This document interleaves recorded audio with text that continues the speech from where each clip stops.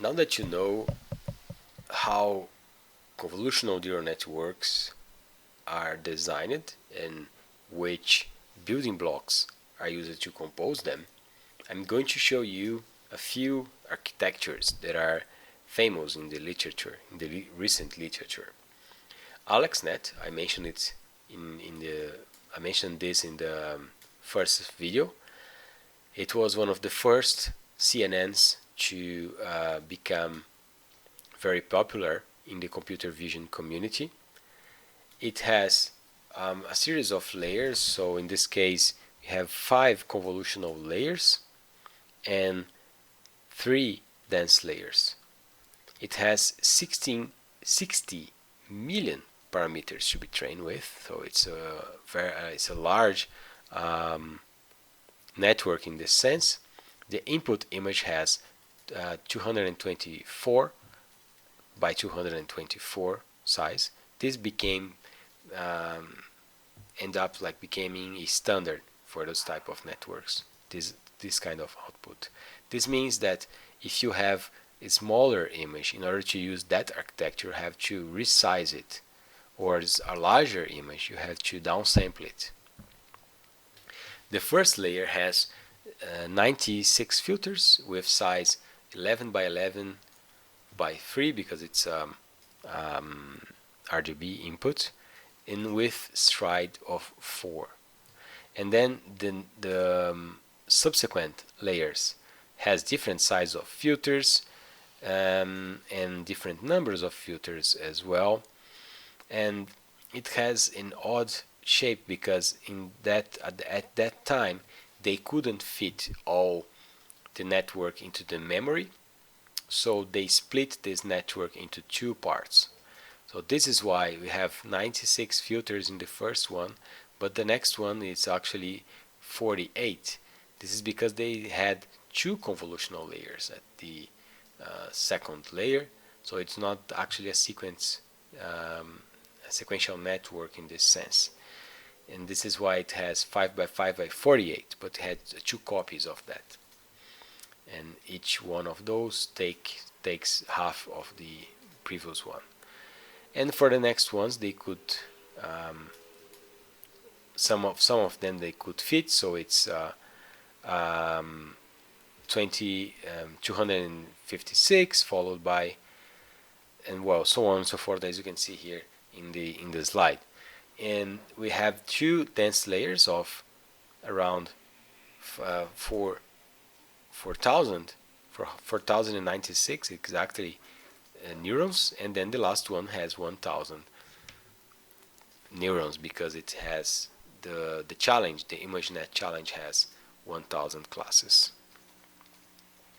With VGGNet in 2014, they end up finding that by using filters, all filters 3 by 3, it allows them to increase the size of the network in terms of the deep, make it deeper, while reducing the parameters. So they advocate for a small filter, as small as possible, in this case 3 by 3, and they increase the number of layers. But in general, the architecture is pretty similar to the AlexNet.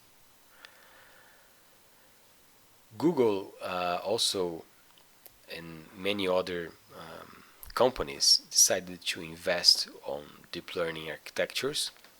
Google was one of the first to do research on that, and then in 2014 it proposed this 22-layer network that starts with 2 convolutional layers, regular ones, but has layers that are not regular convolutional layers, but what they call Inception layer. This Inception layer actually has parallel processing using different filter sizes. So why is that? Instead of having let's say a layer that processes using a 3 by 3 filter, why not using different sizes of filters? 1 by 1, 3 by 3, 5 by 5. So that's what they did. So here let's say we have this, I'm going to highlight what is this module here.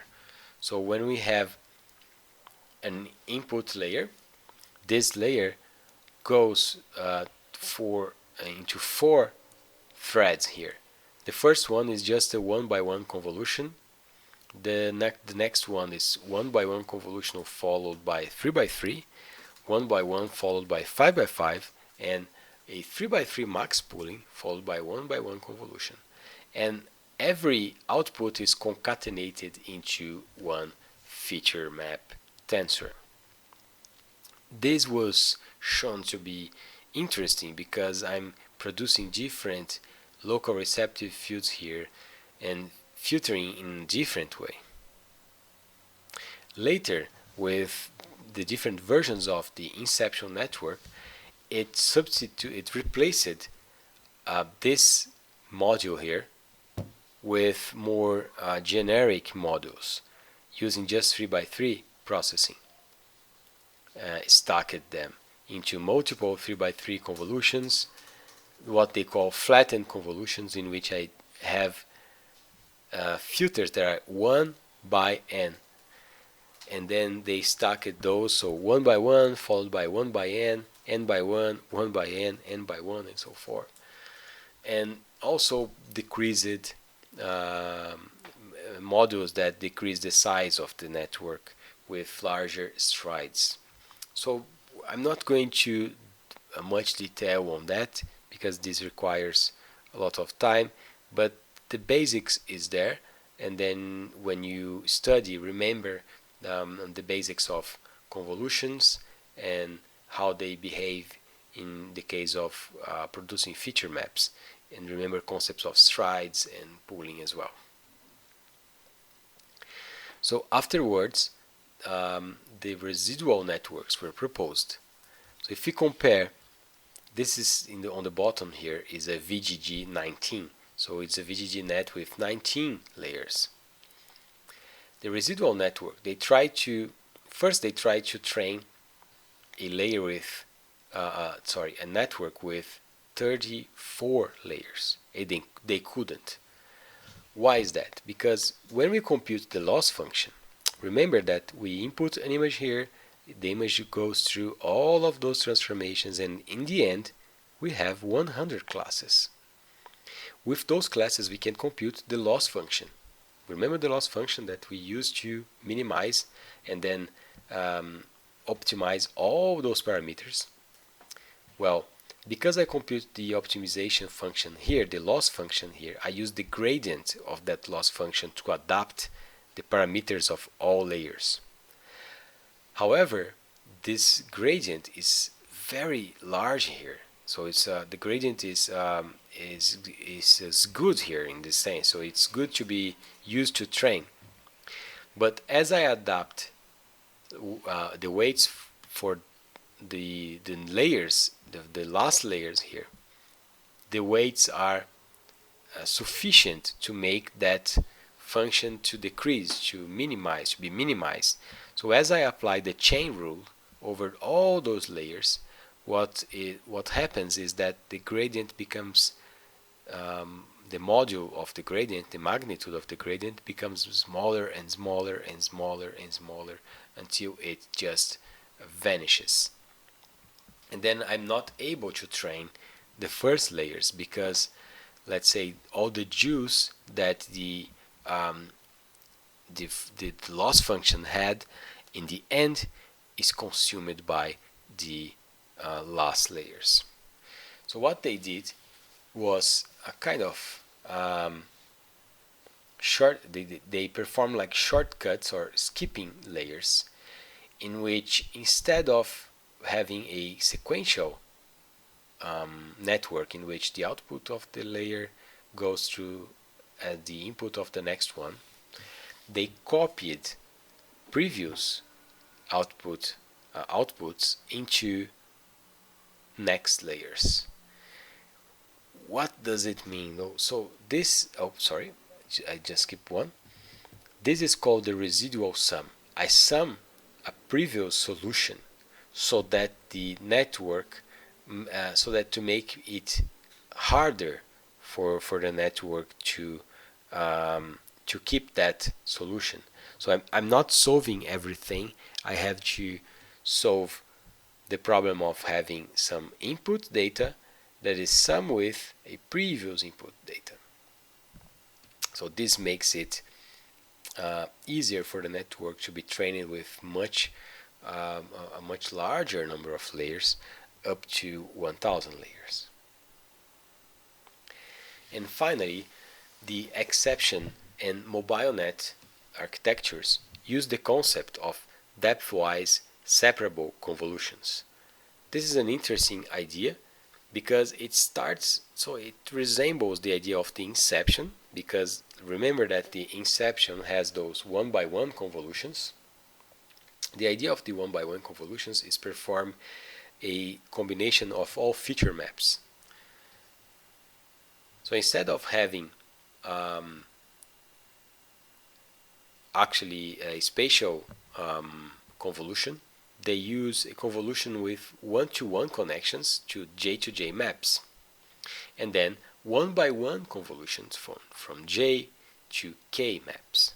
So this makes it, they shown that you require much less parameters and will end up with similar results. So those are networks that are, although they not excel in accuracy, they are much lighter in terms of the parameter size.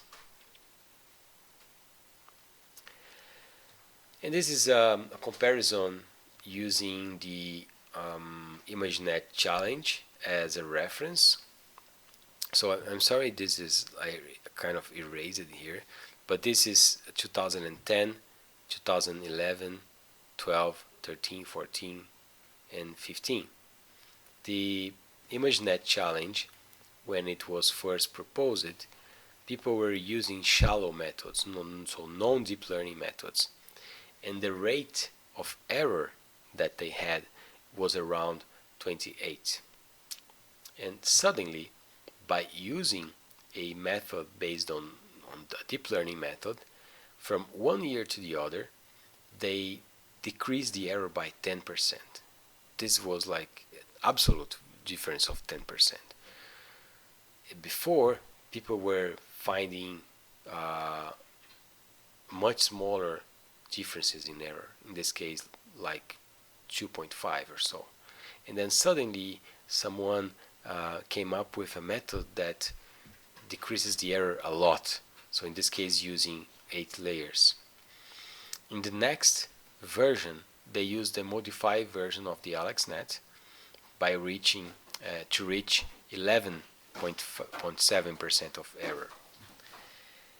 Using the VGGNet and the Inception network with 19 into 22 layers, the errors were 7 and 6, so a great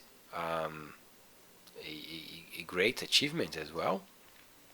And then finally, by using 152 layers, which is very large layer, using very large in size,